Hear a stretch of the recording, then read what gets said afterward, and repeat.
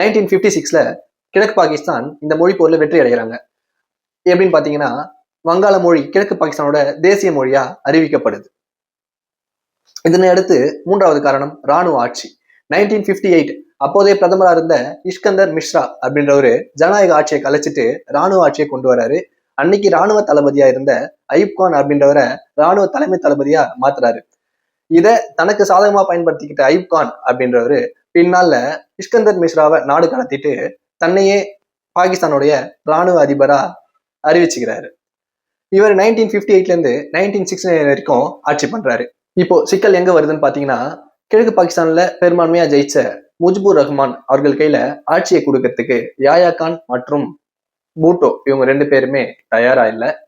இதன் காரணமா கிழக்கு பாகிஸ்தான்ல போராட்டம் நடக்குது. இதை ஒடுக்கிறதுக்காக மேற்கு பாகிஸ்தானுடைய ராணுவம் ஆபரேஷன் சர்ச் லைட் அப்படின்னு சொல்லிட்டு ஒரு ஆபரேஷனை கிழக்கு பாகிஸ்தான்